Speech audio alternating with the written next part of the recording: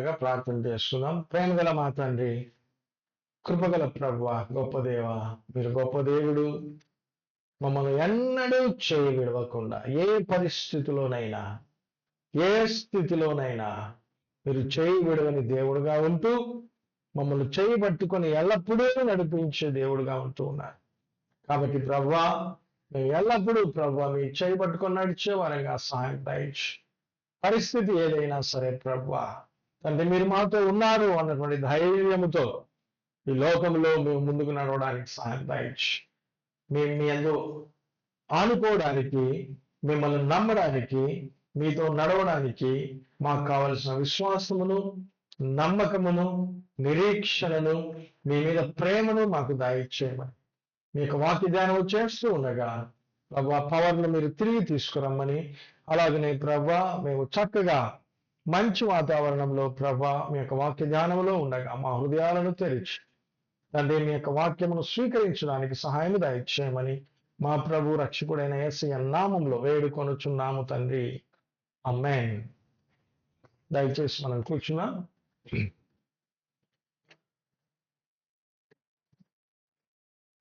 మనందరికీ తెలుసు, Hudson tailor అని ఒక ఆయన ఉన్నాడు. హడ్సన్ టైలర్ ఆయన పేరు. ఓకే, టైలర్ కాదు, టైలర్. టైలర్ అని బట్టలు కుట్టేవాడు అనుకునేవాడు. హడ్సన్ టైలర్ ఆయన దేవుని యొక్క సువార్త కొరకు, సువార్తను ప్రకటించడానికి ఆయన చైనా వెళ్ళాడు. చైనా వెళ్ళి ఆయన చైనా ఇన్లాండ్ మిషన్ అని ఒక దాన్ని ప్రారంభించి ఆయన గొప్పగా సేవ చేశాడు. ఆయన ఇంటి దగ్గర ఒక లోగో ఉండేదట. ఓకే, ఏంటి ఆ లోగో అంటే 2 మాటలు రాసినది, ఎబెనేజర్ జెహోవా జైరే అని 2 మాటలు. ఎబెనేజర్ అంటే దేవుడు నాకు సహాయం చేశాడు, పాస్ట్, గడిచిన కాలంలో దేవుడు నాకు ఎంతగానో సహాయం చేశాడు. జెహోవా జైరే అంటే దేవుడు నాకు కావలసినది ఆయనే చూచుకుంటాడు. He can provide, he will provide, he provides. కాబట్టి ఈ 2 మాటలు రాసుకొని పెట్టాడట ఆయన. అతని విశ్వాసము ఎంత గొప్పదో చూడండి. కాబట్టి మనము కూడా ఎల్లప్పుడూ దేవుణ్ణి నమ్మి ఆయనతో నడిచే వారంగా ఉండాలి. ఓకే, దేవుని యొక్క వాక్యములో మనము చూసుకునేది ఏంటంటే మనం ఎల్లప్పుడూ we need to trust God in every situation. మన సిచ్యువేషన్ బాగున్నా, మన పరిస్థితి బాగలేకపోయినా కంప్లీట్ గా ఎప్పుడూ ఆయన్నే హత్తుకోవాలి. ఆయన మీదనే మన గురిగా ఉండాలి, ఆయనే మనకు నిరీక్షణగా ఉండాలి. ఆయన తప్ప మనకు ఈ లోకంలో సహాయం చేసే వాళ్ళు ఎవరు లేరు. ఓకే, ఆదికాండం 40వ అధ్యాయంలో మనం చూసుకున్నప్పుడు ఓకే ఇక్కడ యోసేపు యొక్క స్టోరీని మనం చూస్తూ ఉన్నాం. ఓకే, యోసేపు అంటే ఎవరు? యాకోబు యొక్క కుమారుడు. ఆయన యాకోబుకు అత్యంత ప్రేమైన కుమారుల్లో యోసేపు ఒకడు. ఓకే, యోసేపు తర్వాత ఇంకొక కుమారుడు పుట్టాడు. ఓకే, టోటల్ గా 12 మంది అయిపోయారు సంతానం. 12 మంది గోత్రాలకు వీళ్ళు ఆది పురుషులు. సరే, ఏమి ఏమైనప్పటికీ ఈ యొక్క యాకోబుకు కలలు వచ్చాయి చిన్నప్పుడు. యోసేపుకు కలలు వచ్చాయి. కలల్లో ఈయన పన గట్టిగా ఉన్నట్టు, మిగతా పనలన్నీ కూడా పొలంలో సాగిల పడుతూ ఉన్నట్టు. ఓకే, అవి వచ్చినప్పుడు వాళ్ళ తండ్రి కానీ 2 కలలు వస్తే 2 కలలు దానికి ఇంటర్ప్రిటేషన్ చేశాడు. ఈయనే యోసేపే చేశాడు. చేసినప్పుడు వాళ్ళు పగ పెట్టుకున్నారు, మేము నీ ముందు సాగిల పడేవారమా మేము అని అన్నలందరూ. తర్వాత ఒకానొక రోజున ఆయనను చంపడానికి ముహూర్తం పెట్టుకున్నారు. తండ్రి యోసేపును, అయ్యా మీ అన్నలకు అక్కడ ఎక్కడో ఉన్నారు, వాళ్ళకు భోజనం ఇచ్చిరాపు అని చెప్తే ఆయన ఎత్తుక్కుంటూ వస్తూ ఉండడం చూశారు. చూసి అందరూ కూడా ఈ యోసేపును చంపాలని చూశారు. అందులో ఆయన్ను సేవలు చేయడానికి ఇద్దరు సహాయపడ్డారు. మొదటి వాడెవరు? రూబెన్. అయ్యా మనం ఏమి చంపకూడదు, గోతిలో వేసేయండి అన్నాడు. తర్వాత యూదా అనేటటువంటి ఇంకొక సహోదరుడు, లేదు లేదు ఇల్లు మనం అమ్మి వేద్దాం అనేసి ఆయన అమ్మి వేశాడు. ఓకే, సో అక్కడ మార్గంలో గిలియాదు నుంచో ఎక్కడి నుంచో వస్తూ ఉన్నటువంటి ఇస్మాయేలీలకు అమ్మి వేశారు. వాళ్ళు తీసుకెళ్ళి ఐగుప్తు దేశంలో పోతిఫెరా అనేటటువంటి ఆయనకు అమ్మి వేశారు. ఈ పోతిఫెరా అనేటటువంటి ఆయన ఎవరంటే 39వ అధ్యాయం మనం చూస్తున్నాం. మొదటి వచనం,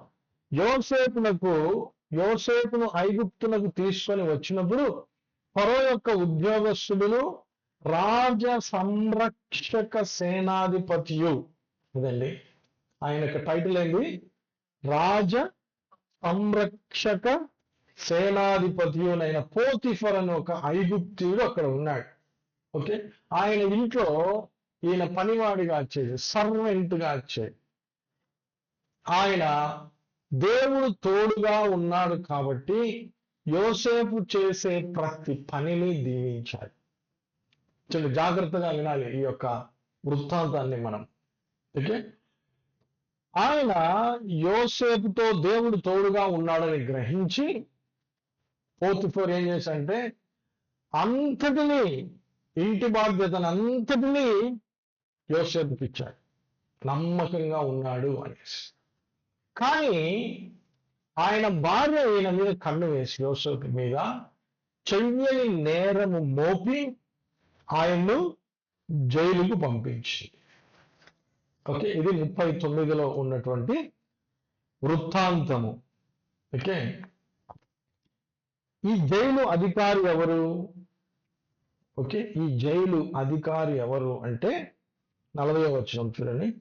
అటు పిమ్మట ఐగుప్తు రాజు యొక్క పానదాయకుడును కప్ బేరర్ అండ్ భక్షకారుడును బేకర్ తమ ప్రభు అయిన ఐగుప్తు రాజు ఎడల తప్పు చేసిరి కనుక వారిరువురిని జైల్లో చెరసాలలో, 3వ వచనం, చెరసాలలో నుంచుటకై రాజ సంరక్షక సేనాధిపతికి అప్పగించెను.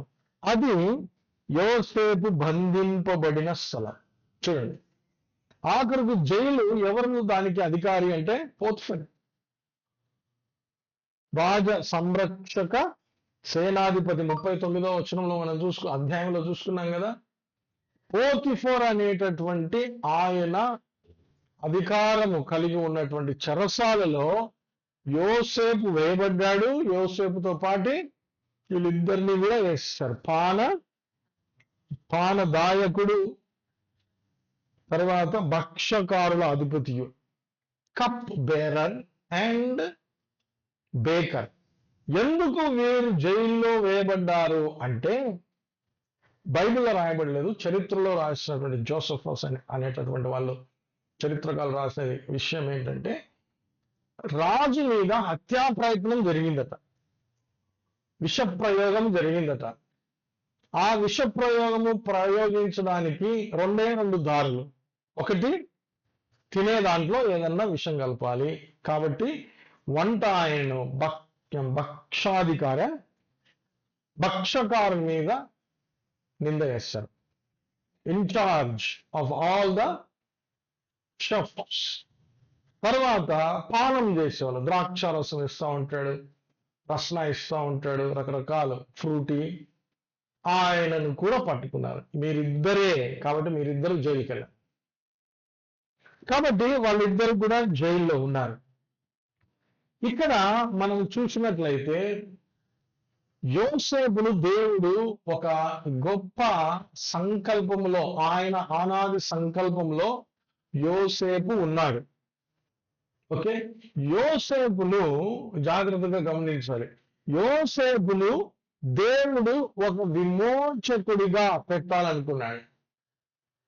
ఐగుప్తు దేశానికే కాకుండా చుట్టూ ఉన్నటువంటి దేశాలకు కాపాడేవాడుగా, రక్షకుడిగా, విమోచకుడుగా ఉంచాలని చూశాడు.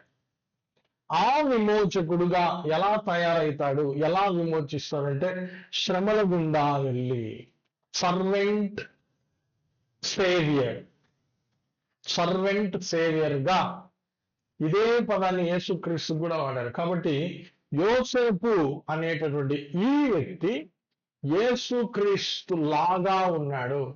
He was Christ like person in the Old Testament.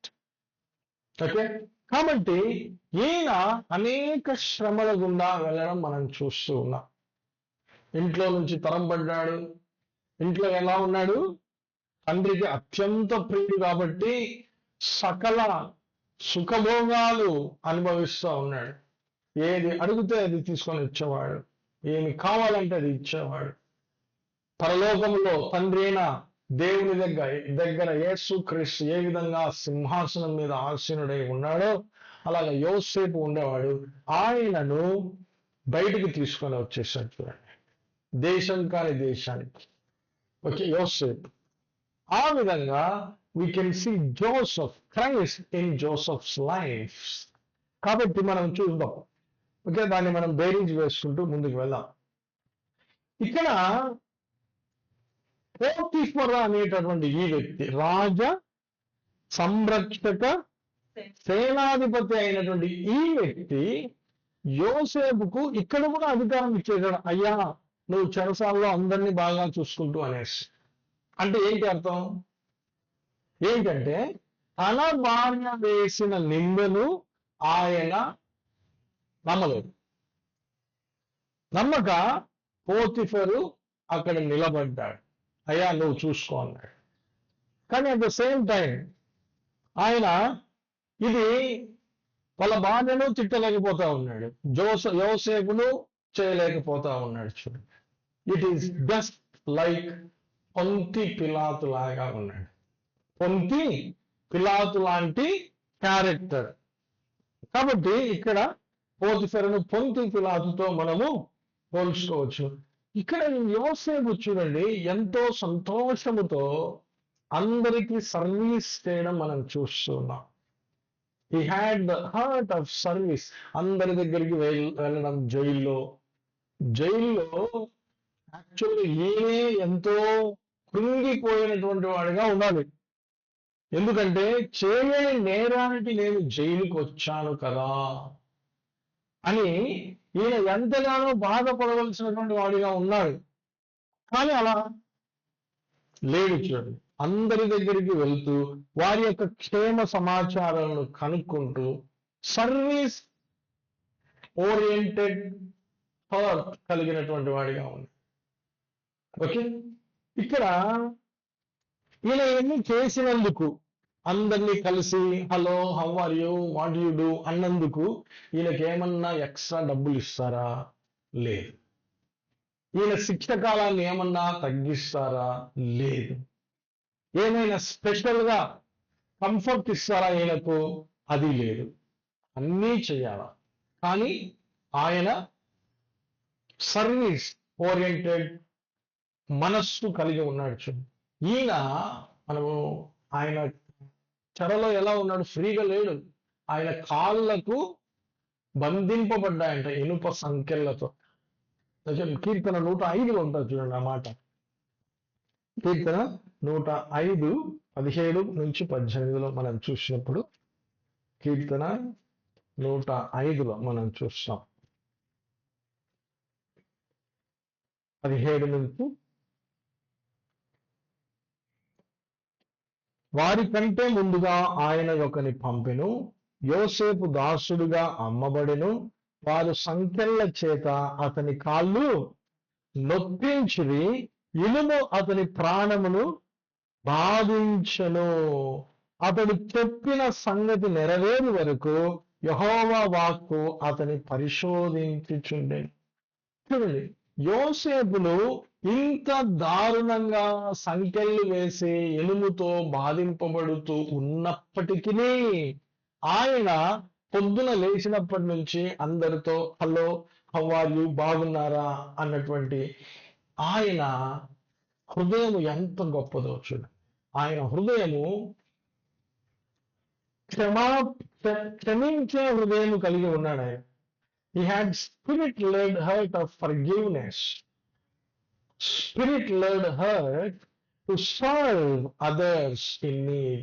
అవసరతలో ఉన్న వారి దగ్గరికి వెళ్ళి వారి యోగక్షేమాలు కనుక్కొని వారిని ఆదరించేటటువంటి హృదయము కలిగినటువంటి వాడిగా మనం చూస్తున్నాం. He had compassionate heart. ఆయనకి ఏమీ రాదు, ఏ విధంగా కూడా లాభం లేదు, అయినా ఆయన మనస్సు ఎలా ఉందో చూడండి. క్రీస్తు మనస్సు మనందరికి కూడా కలిగి ఉండాలి అని దేవుని యొక్క వాక్యము సెలవిస్తూ ఉన్నది. కాబట్టి ఆయన తన యొక్క అవసరతలను కాకుండా మిగతా వారి అవసరతలను చూడడంలో ఉన్నాడు చూడండి. He was compassionate. Okay, self centred గా లేదు, అదర్ సెంటర్డ్ గా ఉన్నాడు. మన హృదయాలన్నీ సెల్ఫ్ సెంటర్డ్ గా ఉంటాయి, కానీ ఆయన హృదయం అదర్ సెంటర్డ్ గా ఉన్నది. కాబట్టి దేవుని యొక్క ఫేవర్, దేవుని యొక్క దయ, దేవుని యొక్క కటాక్షము ఆయన మీద సమృద్ధిగా ఉండడం మనం చూస్తూ ఉన్నాం. యేసుక్రీస్తు కూడా యోసేపు వలె ఉన్నాడు. ఆయన తన యొక్క మహిమను అన్నిటినీ తీసివేసుకొని తన్ను తాను రిక్తునిగా చేసుకుని, ఫిలిప్పీయులకు రాసిన పత్రిక 2వ అధ్యాయం 7వ వచనంలో ఉంటాడు. తన్ను తాను రిక్తునిగా చేసుకుని తన్ను తాను దీనునిగా చేసి, 2 పదాలు వాడబడి ఉంటాయి.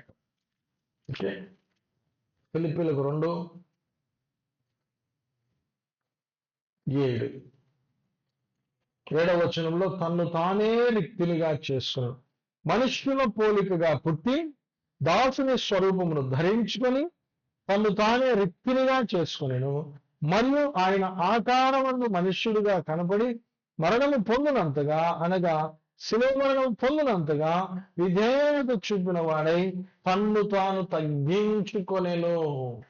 సేమ్ యోసేపు లాంటి మనస్సును మనము చూస్తూ ఉన్నాం. మత్తయి సువార్త 20వ అధ్యాయం 28వ వచనంలో కూడా మనం చూసినప్పుడు, మాథ్యూ చాప్టర్ 20:28, అలాగే మనుష్య కుమారుడు పరిచారము చేయించుకొనుటకు రాలేదు, కానీ పరిచారము చేయుటకును అనేకులకు ప్రతిగా విమోచన క్రయధనముగా తన ప్రాణము నిచ్చుటకును వచ్చెను. Not to serve himself but to serve others. Okay, తన ప్రాణమును అనేకులకు ప్రతిగా విమోచన క్రయధనముగా ఇచ్చుటకు వచ్చెను. ఎంత గొప్ప మాట చూడండి. దేవుడు తన్ను తాను తగ్గించుకొని మన కోసం ఈ లోకానికి రావడం మనం చూస్తున్నాం.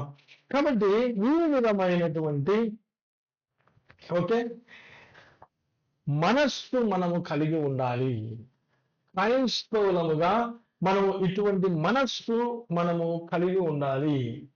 దేవుని యొక్క బిడ్డలంగా మన యొక్క బెనిఫిట్స్ చూసుకోకుండా, మన యొక్క స్వప్రయోజనాలు చూసుకోకుండా, ఎదుటి వారి ప్రయోజనాలు కూడా చూసుకునేటటువంటి మనస్సు మనకు కలిగి ఉండాలని 2వ తిమోతికి రాసిన పత్రిక 2వ అధ్యాయం 3వ వచనం మనం చూడగలం.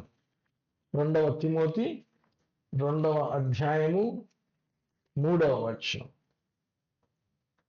సైనికుల్లాగా క్రీస్తు యేసు యొక్క మంచి సైనికుని వలె నాతో కూడా శ్రమను అనుభవించును అంటూ ఉన్నాడు.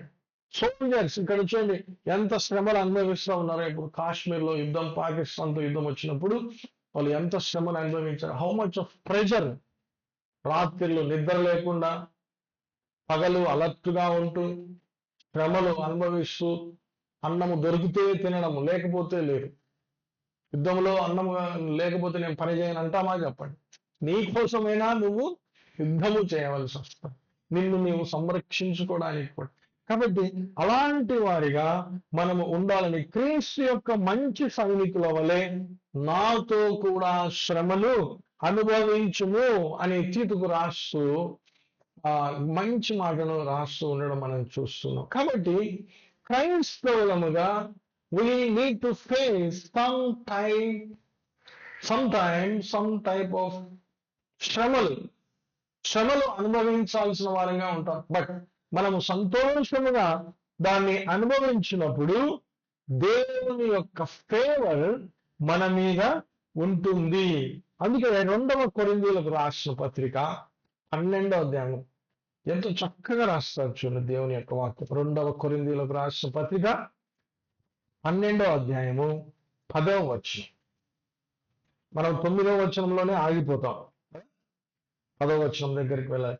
నేనెప్పుడు బలహీనుడనో అప్పుడే బలవంతుడను కనుక క్రీస్తు నిమిత్తము నాకు కలిగిన బలహీనతలలోను, నిందలలోను, ఇబ్బందులలోను, హింసలలోను, ఉపద్రవములలోను నేను సంతోషించుచున్నాను. పౌలు గారు అంటూ ఉన్నాడు, క్రైస్తవులముగా మనకు ఎన్నో బలహీనతలు ఉంటాయి. ఆ బలహీనతలలో, నిందలలో, ఇబ్బందులలో, హింసలలో, ఉపద్రవములలో, కాబట్టి క్రీస్తును వెంబడిస్తూ ఉన్నప్పుడు ఇబ్బందులు వస్తాయి, శ్రమలు వస్తాయి, ఉపద్రవాలు వస్తాయి. బట్ ఎలాంటి హార్ట్ ఉండాలి? సర్వెంట్ హార్ట్ ఉండాలి. యోసేపు లాగా సర్వెంట్ హార్ట్ మనము కలిగి ఉండాలని దేవుని యొక్క వాక్యము సెలవిస్తూ ఉన్నది. కాబట్టి అటువంటి వారికి దేవుడి యొక్క దయ, God's favour will be upon them. వారు ఎంత శ్రమలో ఉన్నా సరే దేవుని యొక్క ఫేవర్ వారి మీద ఉంటుంది అని దేవుని యొక్క వాక్యం సెలవిస్తున్నది. కాబట్టి దీని నుంచి మనం ఏం నేర్చుకోవాలి?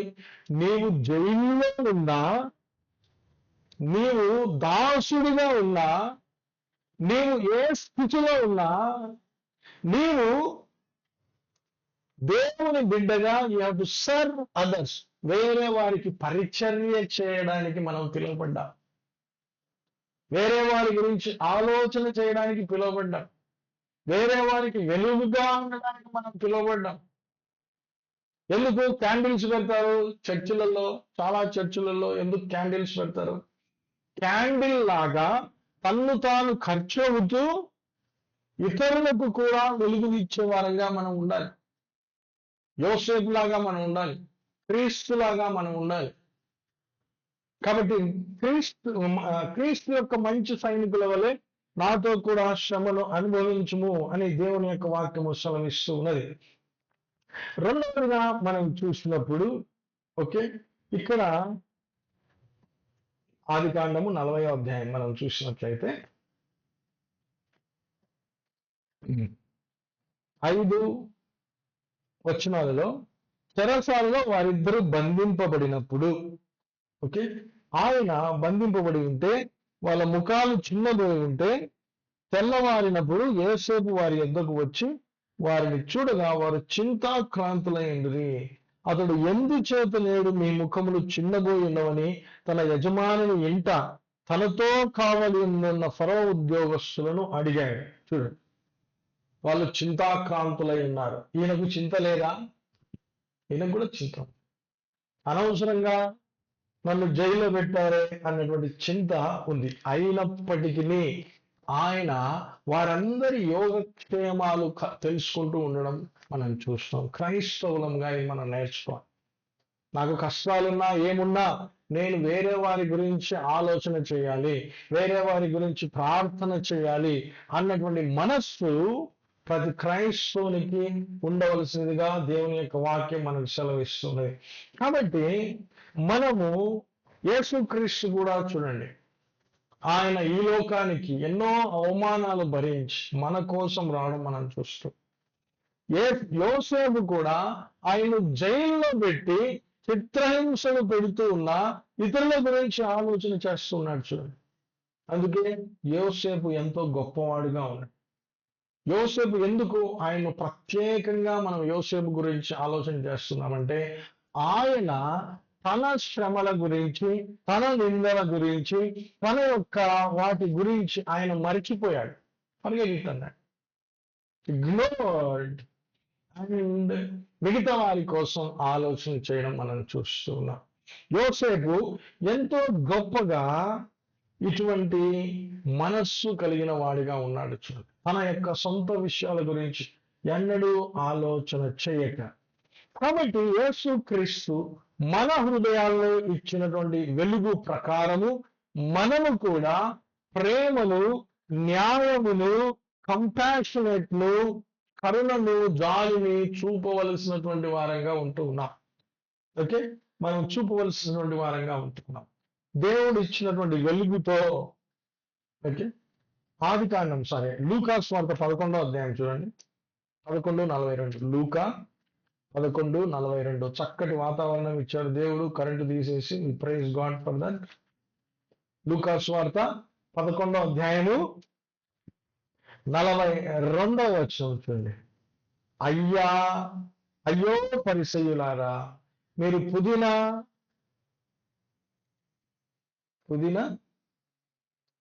సదాప మొదలైన ప్రతి కూరలోను 10వ వంతు చెల్లించుచున్నారే గాని న్యాయమును, దేవుని ప్రేమను విడిచిపెట్టుచున్నారు. వాటిని మానక వీటిని చేయవలసి ఉన్నది.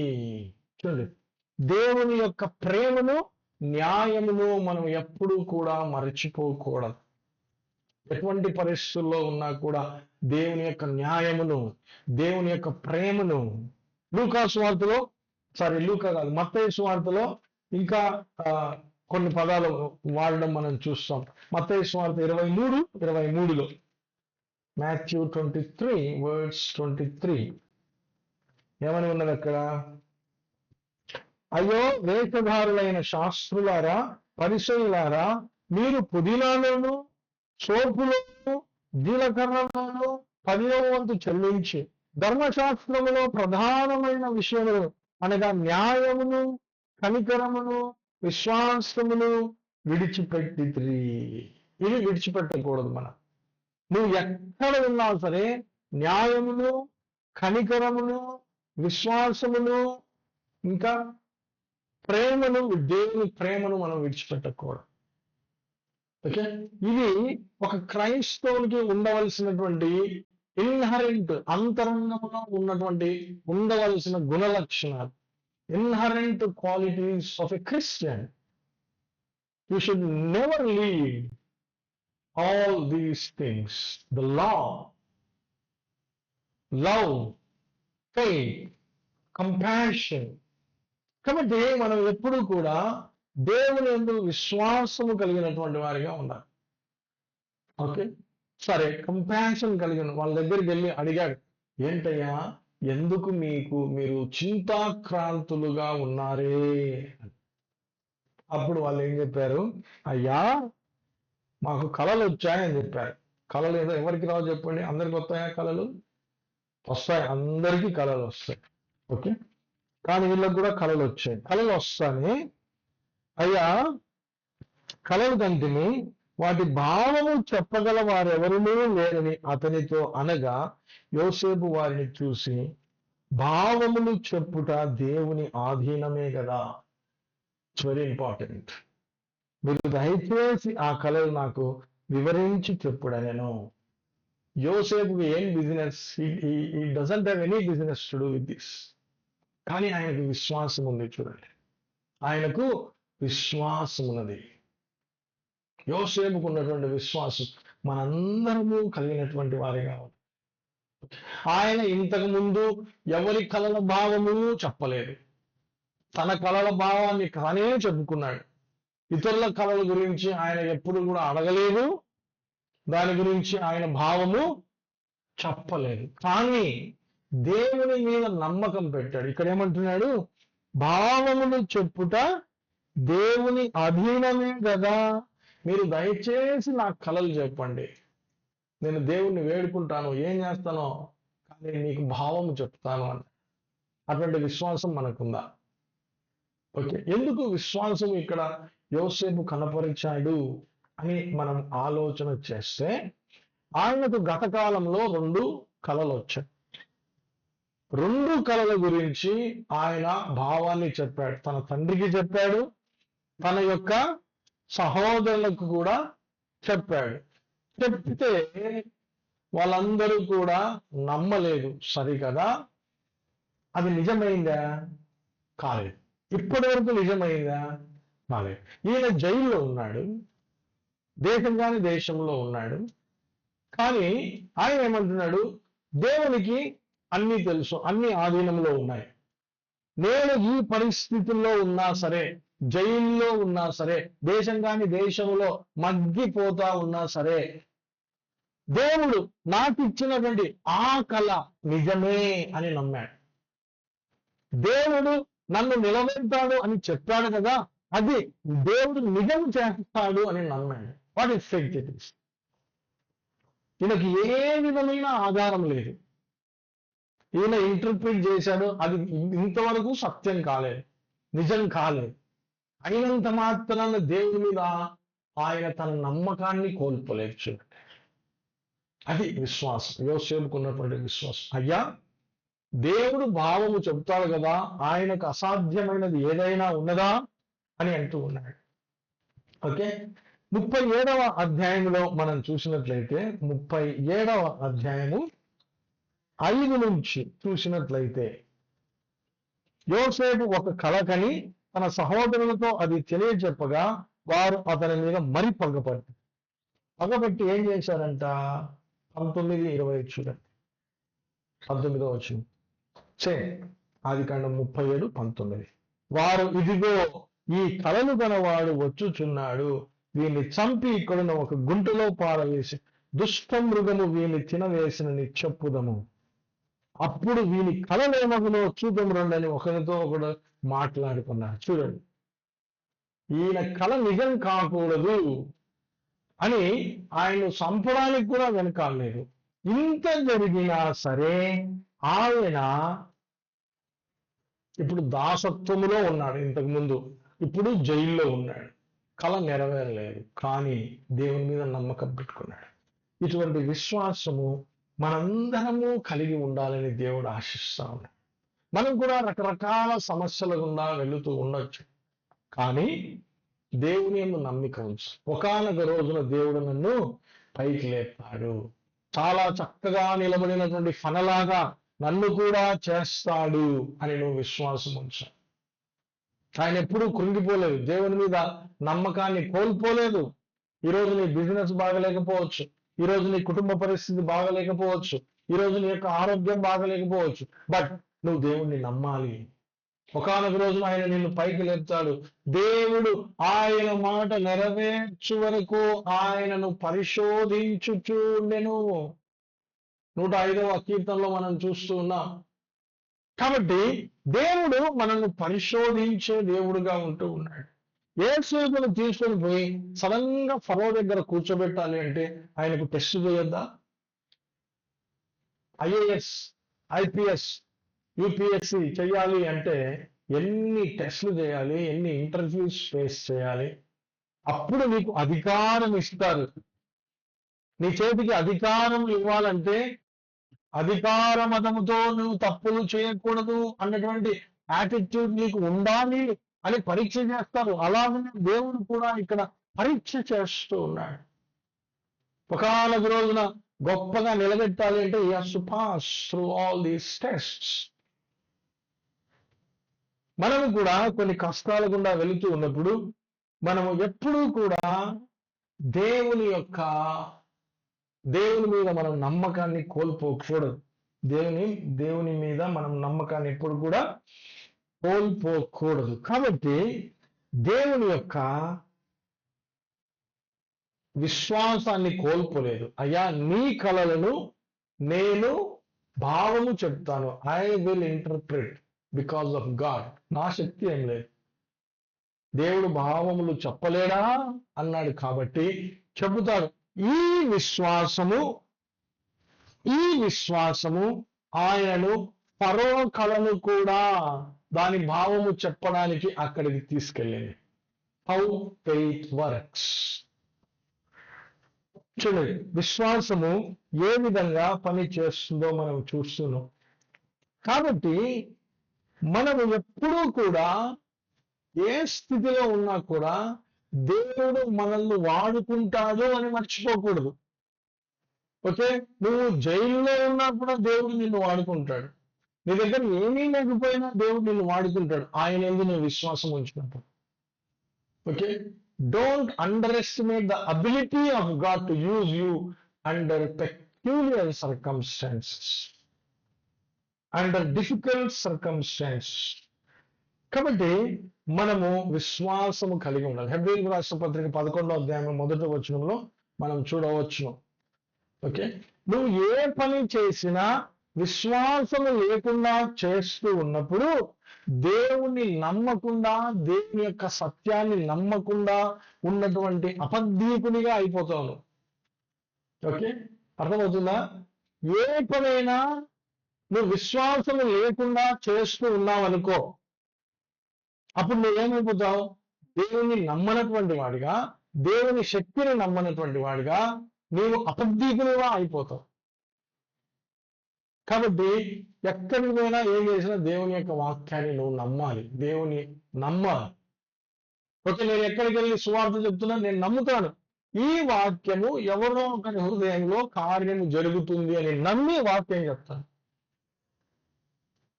దేవుడు ఏదో ఒక రూపంలో కార్యం చేస్తాడు, మనకు తెలియదు.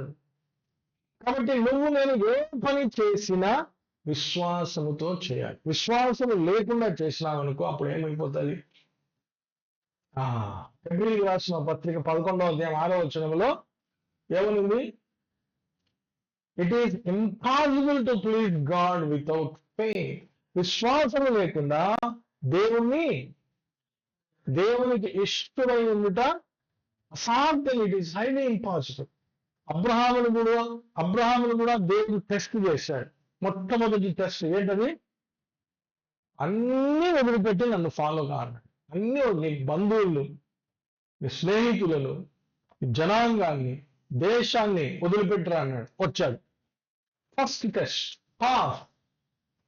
మధ్యలో ఎన్నో టెస్ట్, లాస్ట్ టెస్ట్ పెడతా అన్నాడు. పెట్టు అన్నాడు. నీ కుమారుని నాకు బలిగా అన్నాడు.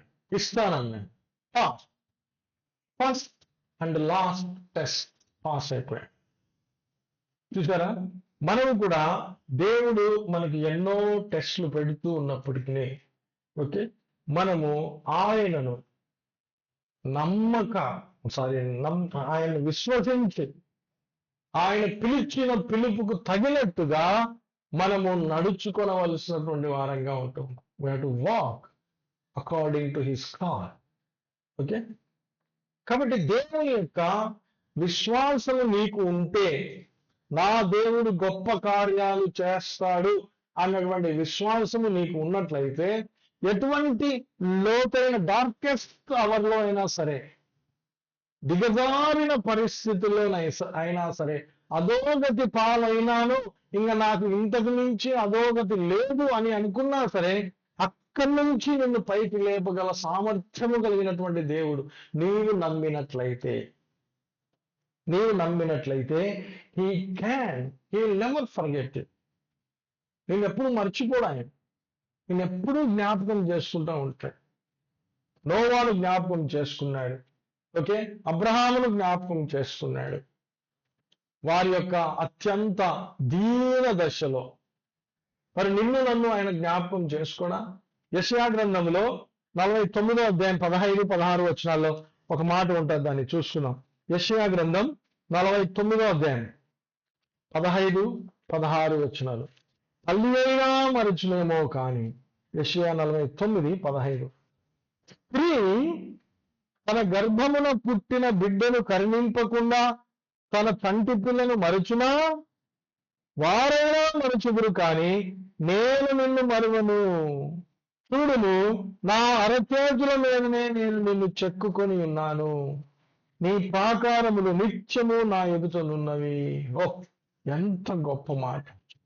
తల్లి అయినా మరుస్తుంది, తండ్రి అయినా మరుస్తాడు, కానీ నిన్ను సృష్టించినటువంటి దేవుడు నిన్ను ఎప్పుడు మర్చిపోడు అని నువ్వు జ్ఞాపకం చేసుకో. He will never leave you alone. నిన్ను విడువను ఎడబాయను అని వాగ్దానము చేసినటువంటి దేవుడు.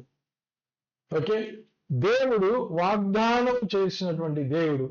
తల్లి అయినా మరచునేమో కానీ నేను నిన్ను మరవను ఉంటూ ఉండగా మనం ఎంతగా ఆయన్ను నమ్మాలి, మన ఫ్యామిలీస్ ఎంతగా ఆయన్ను నమ్మాలి. ఓకే, కాబట్టి అందరూ విడిచిపెట్టినా సరే, ఇప్పుడే మనం పాట పాడుకున్నాం కదా, అందరూ చేయి విడిచిన నీవు నన్ను చేయి విడవనటువంటి దేవుడుగా ఉంటూ ఉన్నాడు. ఓకే, ఎంతో మందిని వదిలిపెట్టారు, ఎంతో మంది వారి కుటుంబంలో వాళ్ళను వదిలిపెట్టారు. యోసేపు, ఫర్ ఎగ్జాంపుల్, యోసేపు, దావీదు at one point of time అందరూ వదిలిపెట్టారు, కానీ దేవుడు మాత్రం వదిలిపెట్టారు. కాబట్టి నువ్వు ఎప్పుడు కూడా నేను ఒంటరి వాడినే అని అనుకోకూడదు, నా పరిస్థితి బహు దిగజారిన స్థితిగా ఉన్నదే అని నువ్వు ఎప్పుడూ అనుకోకూడదు. గాడ్ యూజెస్, దేవుడు నిన్ను వాడుకుంటాడు, దేవుడు నిన్ను బలపరిచే దేవుడుగా ఉంటూ ఉన్నాడు. కాబట్టి మనం ఎప్పుడూ కూడా ఓకే, నా యొక్క పరిస్థితిలో దేవుడు నన్ను విడిచిపెట్టాడో ఎప్పుడు అనుకోకూడదు. ఓకే, యోసేపు అలా ఎప్పుడూ అనుకోలేదు. మళ్ళీ మనం చూసినప్పుడు, మళ్ళీ ఆది కాండం 40వ వచనానికి వచ్చినప్పుడు అక్కడ ఇద్దరు కళలు చెప్తా ఉన్నారు కదా, ఈయనకు కళకు చెప్పడానికి రాకపోయినా నువ్వు చెప్పు నేను చెప్తానంటున్నాడు. That was the faith. 40వ అధ్యాయంలో మనం చూసినప్పుడు ఒక ఆయనకు కళ వచ్చింది. ఆ కళ ఏమి కళ? ద్రాక్షారసము ఇచ్చేటటువంటి ఆయనకు ఒక కళ వచ్చింది. నా కళలో 9వ వచనం, ఒక ద్రాక్షావల్లి నా ఎదుట ఉండెను, ఆ ద్రాక్షావల్లికి 3 తీగలుండెను, అది చిగురించినట్టు ఉండెను, దాని పువ్వులు వికసించెను, దాని గెలలు పండి ద్రాక్ష ఫలములాయను, మరియు ఫరోగిన్నె నా చేతిలో ఉండెను, ఆ ద్రాక్ష ఫలములు నేను పట్టుకొని ఫరో గిన్నెలో వాటిని పిండి ఆ గిన్నె ఫరో చేతికి ఇచ్చి తినని తన కళను అతనితో వివరించి చెప్పాను. అప్పుడు యోసేపు దాని భావం ఇదే, 3 దినములు, 3 తీగలంటే 3 దినములు, 3 దినాల్లో ఫరో నీ ఉద్యోగాన్ని నీకు మళ్ళా ఇప్పిస్తాడు, నీవు అతనికి పానదాయకుడవై ఉన్నప్పటి నాటి మర్యాద చొప్పున ఫరో గిన్నెను అతని చేతికి అప్పగించదవు అంటూ ఉన్నాడు. ఇక్కడ మనం గమనించవలసింది ఏంటంటే యేసు క్రీస్తు కూడా ఇదే చెప్పాడు, నేనే నిజమైన ద్రాక్షావల్లిని, మీరు తీగలు. ఇక్కడ 3 తీగలు అంట, ద్రాక్షావల్లి 3 తీగలు, చూడండి ఇక్కడ చిగురించెను, పువ్వులు వికసించెను, గెలలు పండెను. ఈ 3 పదాలు మనం ఎంతో ఫ్రూట్ఫుల్ గా మన జీవితాలు. యేసుక్రీస్తు ఏమంటున్నాడు, మీరు నా యందు అంటగట్టబడితేనే మనము ఫలించే వారంగా ఉంటాము, లేకపోతే మీరు ఫలించరు. కాబట్టి క్రైస్తవులుగా మనం గుర్తుపెట్టుకోవాల్సింది ఏంటంటే మనం ఎల్లప్పుడూ క్రీస్తు మీద ఆధారపడాలి. We have to abide in Christ, ఆయన మీద. ఇక జీవించువాడు నేను కాదు, క్రీస్తే నా యందు జీవించుచున్నాడు అని మనం చెప్పగలిగినటువంటి వారంగా ఉండాలి. నా కోరికలు ఏమి లేవు, నా తలంపులు ఏమి లేవు, నా ఇష్టమేం కాదు, క్రీస్తు ఇష్టమే నా ఇష్టం, క్రీస్తు కోరికే నా కోరిక, క్రీస్తు తలంపులే నా తలంపు, నాకంటూ ఏమి లేదు. ఆ విధంగా ఆయన మీద అంటుగట్టబడితేనే మనం ఫలించగలం. ఆయనకు వేరుగా ఉంటూ మనము ఫలించలేము అని మనం చూస్తూ ఉన్నాం. కాబట్టి వికసించిందట, తర్వాత ద్రాక్ష ఫలమైనప్పుడు ఈయన ఏం చేశాడు, ద్రాక్ష ఫలములను తీసుకొని ఫరో గిన్నెలో పిండి ఆ గిన్నెను ఫరో చేతికి ఇస్తున్నాడు. ఓకే, ఆ గిన్నె ఏమిటి అంటే మత్తయి సువార్త 26వ అధ్యాయం 28వ వచనం చూసుకున్నాం. మాథ్యూ చాప్టర్ 26 బల్లారాధన గురించి మనం చూసుకునేటటువంటి మాట. ఇదిగో ఈ కప్పులోని, మాథ్యూ చాప్టర్ 26 వర్డ్స్ 28. ఇది నా రక్తము అనగా పాప క్షమాపణ నిమిత్తము అనేకుల కొరకు చిందింపబడుచున్న నిబంధన. 27వ మరియు ఆయన గిన్నె పట్టుకొని కృతజ్ఞతాస్తుతులు చెల్లించి. చూసారా, ఇది త్రాగినప్పుడు మాత్రమే మనకు నిత్య జీవము వస్తుంది. కాబట్టి ఎప్పుడైతే మనము యేసుక్రీస్తులో అంటగట్టబడతామో 3 దినాలు అని చెప్తా ఉన్నాడు. 3 తీగలు అంటగట్టబడి పళ్ళు ఇచ్చాయి. ఆ పళ్ళను తీసుకొని ఆయన ద్రాక్షరసం చేసి దాన్ని తిరిగి నాయకుడు రాజుకి ఇస్తూ ఉన్నప్పుడు అది నిత్య జీవముగా మనం చూడవలసి ఉంటుంది. దట్ ఈస్ ఎటర్నల్ లైఫ్, ఆ గిన్నెలోనిది. ఓకే, ఈ విధంగా మనము మిగతా వాళ్ళను నిరీక్షణలో నడిపించేవారుగా ఉండాలి. We have to give hope to the people who are hopeless. నిరీక్షణ లేనటువంటి వారికి నిరీక్షణ ఇవ్వవలసినటువంటి వారంగా ఉంటూ ఉంటాం. ఓకే, రెండవ మనం చూసినట్లయితే దీన్ని మనం ఏ విధంగా చూడొచ్చు అంటే, యేసుక్రీస్తు, యోసేపును ఒక యేసుక్రీస్తుగా చూస్తున్నామా? మరి వీళ్ళిద్దరూ కూడా 2 దొంగల్లాగా యేసుక్రీస్తు సిలువ వేయబడుచు ఉన్నటువంటి సమయంలో 2 దొంగలు ఆయన పక్కన ఏ విధంగా ఉన్నారో ఆ విధంగా ఈ యొక్క బేకర్ అండ్ బట్లర్ ఉండడం మనం చూస్తూ ఉన్నాం. పానదాయకుడు భక్షాలు తయారు చేసేవాడ. ఓకే, వీళ్ళిద్దరూ ఉండడం చూస్తున్నాం. ఇందులో ఒకడు రక్షింపబడడం మనం చూస్తున్నాం. ఓకే, ఎందుకు రక్షింపబడ్డాడు అంటే ఆయన క్రీస్తును నమ్మిక ఉంచాడు, క్రీస్తును ప్రభువుగా అంగీకరించాడు, క్రీస్తు మీద ఆధారపడ్డాడు, క్రీస్తును అంటగట్టబడ్డాడు. కాబట్టి ఆయన రక్షింపబడ్డాడు. ఓకే, రెండవదిగా ఇక్కడ మనం చూసినప్పుడు అయ్యా నీవు ఖచ్చితంగా దేవుని రాజ్యంలో ఫరో రాజుకు నువ్వు తిరిగి ఇస్తావు కాబట్టి ఫరో దగ్గరికి పోయినప్పుడు నీవు నన్ను 14వ వచనం, ఆదికాండం 40:14, కాబట్టి నీకు క్షేమము కలిగినప్పుడు నన్ను జ్ఞాపకము చేసుకుని నాయందు కరుణించి ఫరోతో నన్ను గూర్చి మాట్లాడి ఈ ఇంటిలో నుండి నన్ను బయటికి రప్పించుము. ఎందుకంటే హెబ్రియా దేశంలో నుండి దొంగిలబడి తిని అది నిశ్చయము, మరియు ఈ చెరసాలలో నన్ను వేయుటకు ఇక్కడ సహాయం ఏమీ చేయలేదు, నేనేమీ చేయలేదని అతనితో చెప్పాను. ఆ విధంగానే ఆయన 3 రోజుల తర్వాత ఆయన బర్త్డే అప్పుడు ఆయన తిరిగి ఆయనకు ఉద్యోగం వచ్చేసింది. ఉద్యోగం వచ్చినా సరే ఈ భావము చెప్పినటువంటి యోసేపును ఆయన మర్చిపోయాడు. నిజముగా మనము ఇక్కడ యోసేపు డబ్బులు అడగలేదు, లేకుంటే అది చేయమని అడగలేదు, ఇది చేయమని అడగలేదు. నేను నీకు భావం చెప్తా, నాకు డబ్బులు ఇవ్వలేదు. ఏమన్నాడు? అక్కడ జ్ఞాపకం చేసుకో, ఇందులో తప్పేం లేదు, ఇందులో పాపం ఏం లేదు. కానీ దేవుడు దాన్ని అనుమతించలేదు. ఎందుకంటే ఒకవేళ ఈ బట్లరే చెప్పాడనుకోండి, పానం ఇచ్చేటటువంటి వ్యక్తి ఆయన దగ్గరికి వెళ్ళి ఫరోతో చెప్తే, ఫరో అయ్యా ఆయన ఏ తప్పు చేయలేదు కాబట్టి ఆయన రిలీవ్ చేయండి అని చెప్పినప్పుడు మహిమ ఎవరికి వెళ్తుంది? బట్లర్కి వెళ్తుంది. అది దేవునికి ఇష్టం లేదు. దేవుడు అలాంటి కార్యాలు చేయడు. ఏమి చేసినా మనము దేవునికి మహిమ చెల్లించే కార్యాలు మాత్రమే చేయాలి, అప్పుడే దేవునికి ఇష్టం. అందుకే దేవుడు తన సొంత టైంలో తానే విడిపించడం ద్వారా నేను గొప్పవాణ్ణి అని దేవుడు ప్రూవ్ చేస్తుంది. ఓకే, కాబట్టి మన పిటిషన్స్ అని ఎవరికి పోవాలి? డైరెక్ట్ గా మనుషుల మీద ఆధారపడకూడదు. మన పిటిషన్స్ దేవునికి వెళ్ళాలి. ప్రభువా నాకు సహాయం, ప్రభువా నీవే నాకు ఆధారం. ప్రభువు యేసుక్రీస్తు మధ్యవర్తిగా ఉన్నాడు కదా, మరి ఎందుకు మనం మనుషుల మీద ఆధారపడతాం? ఎందుకు?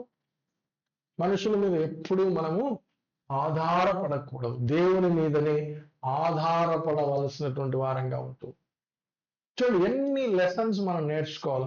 ఇవన్నీ నేర్చుకొని ఆహా ఓహో వాక్యం బాగుందని వెళ్ళడం కాదు, దేవుని వాక్యానుసారంగా మనం జీవిస్తున్నామా లేదా? ఎందుకంటే టైం లేదు మనకు. There is no time. ఉపద్రవం చాలా ముంచుకొని వస్తుంది. ఎప్పుడు దేవుని రాకడ ఉంటుందో తెలియదు. రేపు ఉంటుందో తెలియదు, ఎల్లుండి ఉంటుందో తెలియదు. కాబట్టి సమయం ఉండగానే మనము సరి చేసుకొని సంసిద్ధతలో ఉండేవారిగా ఉండాలి. అందుకే రెండో కళను మనం చూస్తున్నాం. రెండో కళ ఏంటట? రెండో కళ ఏమని చెప్తా ఉన్నాడు చెప్పాడా? 16. అయ్యా నేను కళ కంటిని, ఇదిగో తెల్లని పిండి వంటలు గల 3 గంపలు నా తల మీద ఉండెను. మీది గంపలో ఫరో నిమిత్తము సమస్త విధములైన పిండి వంటలు ఉండెను. పక్షులు నా తల మీదనున్న ఆ గంపలో నుండి వాటిని తీసుకుని తినుచుండెను. అందుకు యోసేపు దీని భావం ఇదే, ఆ 3 గంపలు 3 దినములు, 3 దినముల్లో నీ ప్రాణం పోతుందని చెప్తా ఉన్నాడు. నీ ప్రాణము పోతాది అంటూ ఉన్నాడు. ఇక్కడ ఒక వ్యక్తికి, ఇక్కడ మనం గమనించాల్సింది ఏంటంటే, యోసేపు ఒక వ్యక్తికి నిరీక్షణ ఇచ్చాడు, ఇంకొక వ్యక్తికి అయ్యా నువ్వు మారు మనస్సు పొందని చెప్తా ఉన్నాడు. నీకు 3 రోజులే టైం ఉంది, మారు మనస్సు పొందు. ఇక్కడ 3 గంపలు ఓకే మనం చూస్తూ ఉన్నాం. ఈ గంపలు, ఈ రొట్టెలు మనం చూసినప్పుడు ఇది మానవుని యొక్క కార్యాలుగా మనం చూస్తూ ఉన్నాం. ఆయన చూడండి, ఆయన ద్రాక్షవల్లి 3, ఇక్కడ 3 గంపలు, గంపలలో పిండి వంటలు. అంటే నేను తయారు చేశాను. మనిషి యొక్క గర్వము, మనిషి మీద ఆధారపడే స్వభావము, తన యొక్క శక్తి మీద ఆధారపడే స్వభావం ఉన్నటువంటి వ్యక్తిగా మనం చూస్తూ ఉన్నాం. దేవుని మీద ఆధారపడకుండా తన స్వశక్తి మీద ఆధారపడే వ్యక్తిగా ఈయన్ని మనం చూస్తూ ఉన్నాం. అందుకు ఈయన ఏమంటున్నాడంటే 3 రోజులే, 3 రోజుల తర్వాత నీ శిరచ్ఛేదనము చేయబడుతుంది. దాని తర్వాత ఆకాశ పక్షులు వచ్చి, కలలో ఏమంటా ఆకాశ పక్షులు వచ్చి పిండి వంటలను తింటూ ఉన్నాయి. కాబట్టి ఇదే విధంగా నీ యొక్క శవమును ఆకాశ పక్షులు వచ్చి తింటాయి అని చెప్పాడు. ఆకాశ పక్షులు వచ్చి మానవుని యొక్క కళేబరములను తినడం అనేది దేవుని తీర్పుగా మనం బైబిల్లో చాలా సార్లు చూస్తాం. ఫర్ ఎగ్జాంపుల్ ఎజెకియల్ గ్రంథం 39వ అధ్యాయం, ఎజెకియల్ 39, 20వ వచనంలో మనం చూసుకుంటాం. 39, 20వ వచనం.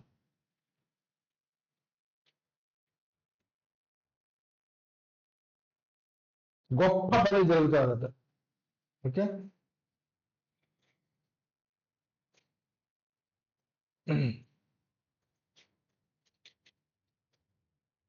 17 నుంచి మనం చూసుకున్నట్లయితే, ప్రభువైన యెహోవా సెలవిచ్చినది ఏమనగా, సకల జాతుల పక్షులకును భూమృగములకు అన్నిటికీ ఈ సమాచారము తెలియజేయను.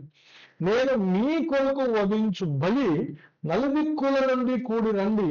ఇశ్రాయేలు పర్వతముల మీద ఒక గొప్ప బలి జరుగును. మీరు మాంసము తిందురు, రక్తము తాగుదురు, బలాఢ్యుల మాంసం తిందురు, భూపతుల రక్తమును, భాషాలలో క్రొవ్వుల పొట్టెళ్ల యొక్క, గొర్రె పిల్లల యొక్కయు, మేకల యొక్కయు, కోడల యొక్కయు రక్తము. ఎవరిని పిలుస్తా ఉన్నాడు?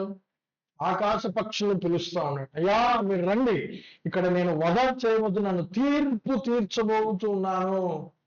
తీర్పు తీర్చబోయినప్పుడు, చంపినప్పుడు వారి శవాలన్నీ మీరు పీక్కొనండి అంటూ ఉన్నాడు. అలాగే ప్రకటన గ్రంథం 19వ అధ్యాయం 17, 18లో మనం చూసినప్పుడు, ప్రకటన గ్రంథము 19వ అధ్యాయము 19వ అధ్యాయము, ప్రకటన గ్రంథం 19, 17 నుంచి 18 రెండవచ్చు.